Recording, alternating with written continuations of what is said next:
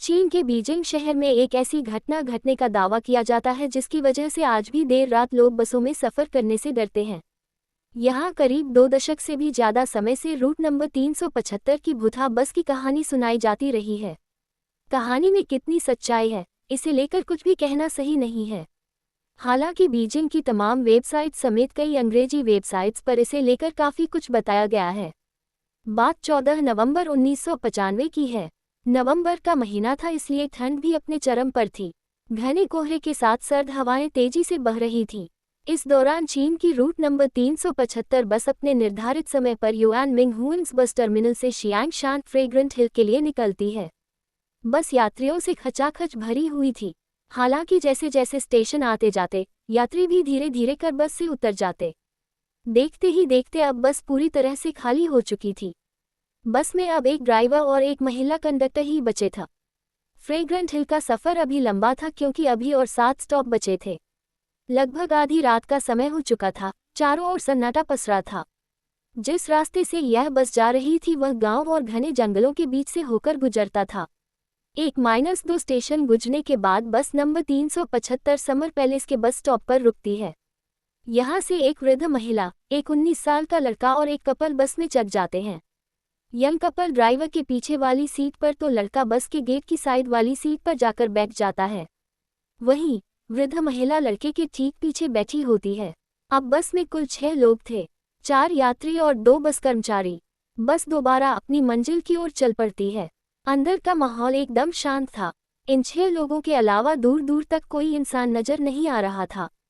लगभग 4 स्टॉप और गुजरने के बाद बस के ड्राइवर को 2 लोग सड़क किनारे खड़े नजर आए। ये देख पहले तो ड्राइवर ने बस को रोकने का नहीं सोचा क्योंकि वो लोग जहां खड़े थे वह कोई बस स्टॉप नहीं था। हालांकि महिला कंडक्टर के समझाने पर ड्राइवर ने बस रोक दी क्योंकि इस रूट की यह आखिरी बस थी। खैर, बस रुकती है और वे पीछे वाले दरवाजे से अंदर दाखिल हो जाते हैं। तभी हैरान कर देने वाली बात यह हुई कि बस में 2 नहीं बल्कि 3 लोग अंदर आए, जबकि बाहर केवल 2 ही लोग दिखे थे। उनमें से 2 व्यक्तियों के चेहरे बिल्कुल सफ़ेद थे, आम लोगों से भी ज़्यादा सफ़ेद, और तीसरे व्यक्ति को उन्होंने अपने कंधे के सहारे खड़ा कर रखा था। तीसरे व्यक्ति का सिर नीचे की ओर था, बाल बिखरे हुए और उसका चेहरा बिल्कुल ढका हुआ था। तीनों लोगों ने चीन के प्राचीन काल के कपड़े पहने हुए थे।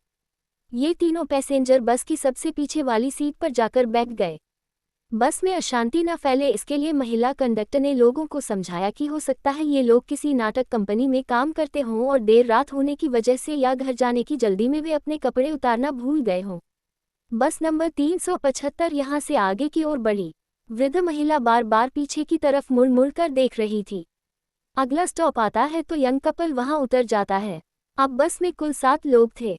अभी भी वह वृद्ध महिला बार बार मुड़कर उन 3 लोगों को देख रही थी। वे लोग उनको कुछ अजीब लग रहे थे, लेकिन बाकी लोग अपने आप में व्यस्त थे। महिला कंडक्टर भी ड्राइवर से बात करने में व्यस्त हो गई। करीब 2-3 किलोमीटर ऐसे ही आगे जाने के बाद वृद्ध महिला अपने आगे बैठे हुए लड़के को एक तमाचा लगा देती है। महिला जोर से चिल्लाती है और कहती है, मेरा पर्स कहाँ है? उसे मुझे जल्दी वापस करो। ये सुनकर महिला कंडक्टर वृद्ध महिला से कहती है, आपका पर्स इसने नहीं चुराया है, ये तो आपके आगे बैठा हुआ है। लड़के ने भी अपनी सफाई में यही बात कही, लेकिन वृद्ध महिला अपनी बातों पर अड़ी हुई थी। वह लड़के को पुलिस के हवाले करने की बात करने लगी। ड्राइवर और महिला कंडक्टर वृद्ध महिला को समझाते रहे, लेकिन वह नहीं मानी। उसने ड्राइवर को अगले स्टॉप पर बस रोकने के लिए कहा। बस रुकते ही वृद्ध महिला ने लड़के का कॉलर पकड़कर घसीटकर नीचे उतारा और बस वापस अपनी मंजिल की ओर निकल गई। अपने साथ हुई इस घटना से लड़का बहुत परेशान हो चुका था। लड़के ने वृद्ध महिला से कहा, मैंने आपका पर्स नहीं चुराया और आपके गलत इल्जाम की वजह से मेरी यह आखिरी बस भी छूट गई। अब मैं घर कैसे जाऊंगा और आप मुझे कौन से पुलिस स्टेशन लेकर जा रही हैं, क्योंकि यहाँ आसपास तो कोई पुलिस स्टेशन है ही नहीं। तभी वृद्ध महिला एक लंबी गहरी सांस भरने के बाद लड़के से कहती है, मैंने तुम्हें पुलिस स्टेशन ले जाने के लिए बस से नहीं उतारा और ना ही तुमने मेरा पर्स चुराया है। यह इल्जाम मैंने तुम्हारी जान बचाने के लिए लगाया था। वृद्ध महिला कहती है, याद है तुम्हें वे 3 व्यक्ति जो बस में आखिरी में चढ़े थे? मैं पूरे रास्ते उन पर नजर रखे हुए थी। मुझे शुरू से वे लोग अजीब लग रहे थे। रास्ते के दौरान जब मैंने उनकी ओर देखा तो दंग रह गई। तेज हवा के कारण उनके कपड़े उड़े थे और तभी मैंने देखा कि उनके पैर ही नहीं हैं। मुझे अपनी आंखों पर विश्वास नहीं हुआ। ऐसा लगा जैसे मैंने कोई सपना देखा हो। मैं लगातार उन पर नजर रखे हुए थी, तभी तीसरा व्यक्ति जो उन दोनों के कंधों पर था उसका चेहरा मुझे दिखा। ये देख मैं समझ चुकी थी वह कोई इंसान नहीं है। मुझे जितना जल्दी हो सके उस बस से उतरना था और तुम्हारी भी जान बचानी थी। इसलिए मैंने अपना पर्स चोरी होने का झूठा इल्जाम तुम्हारे ऊपर लगाया ताकि उन लोगों को कोई शक भी ना हो और हम दोनों उस बस से सही सलामत नीचे भी उतर जाएं। इसके बाद वृद्ध महिला और लड़का तुरंत वहां से पुलिस स्टेशन जाते हैं और पुलिस कर्मचारियों को अपने साथ घटी इस घटना के बारे में बताते हैं। हालांकि यहाँ कोई भी उनकी बातों पर यकीन नहीं करता है। पुलिस उन्हें वापस घर लौट जाने की सलाह देती है। इसके बाद वृद्ध महिला और लड़का अपने अपने घर चले जाते हैं।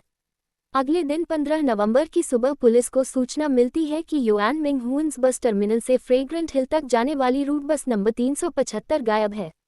बस अपने निर्धारित टर्मिनल तक नहीं पहुंची थी। इसके बाद बिना देरी किए वृद्ध महिला और उस लड़के को पुलिस स्टेशन बुलाया गया। यहाँ उनकी बातें रिकॉर्ड की गईं और देखते ही देखते ये खबर पूरे चीन के बीजिंग में आग की तरह फैल गई। रूट नंबर 375 की बस गायब है। पुलिस काफ़ी मशक्कत और छानबीन करने के बाद भी बस नंबर 375 का पता नहीं लगा पाए। यहाँ तक कि पुलिस ने सारे सीसीटीवी कैमरे तक खंगाले डाले मगर कुछ पता न चल सका। 16 नवंबर को पुलिस को सूचना मिलती है कि एक बस नदी में गिरी हुई है। ये वही बस थी। पुलिस क्रेन की मदद से उस बस को नदी से बाहर निकालती है। बस के अंदर कुल 5 लोगों की लाश थी। 2 लाशों की पहचान ड्राइवर और एक महिला कंडक्टर के रूप में की गई। इस दौरान चौंकाने वाली बात यह रही कि कंडक्टर और ड्राइवर की लाश से अलग बाकी 3 लाशें बुरी तरह सड़ चुकी थीं। उन लाशों से बहुत बदबू आ रही थी। इतना ही नहीं, मामले को लेकर जब डिपो से संपर्क किया गया तो पता चला कि बस में इतना फ्यूल ही नहीं था कि वह 100 किलोमीटर आगे तक जा सके। इसके बाद फ्यूल टैंक खोलकर देखा गया तो लोगों के होश उड़ गए। फ्यूल टैंक ताजे खून से भरा था। जिस स्टेशन पर वृद्ध महिला और लड़का उतरे थे, उसके बाद के रूट में जितने भी सीसीटीवी थे, उनमें से एक भी सीसीटीवी में वो बस कैद नहीं हुई। ये घटना 1995 की सबसे बड़ी घटना थी जिसे ग्लोबल टाइम्स ने अपने चैनल पर दिखाया था। बाल बाल बचे वृद्ध महिला और उस लड़के को लोग भाग्यशाली समझने लगे। ऐसे में एक सवाल जो आज भी लोगों के लिए पहेली बना हुआ है वह ये कि क्या वाकई वो 3 लोग इंसान नहीं थे? क्या वे सचमुच भूत थे?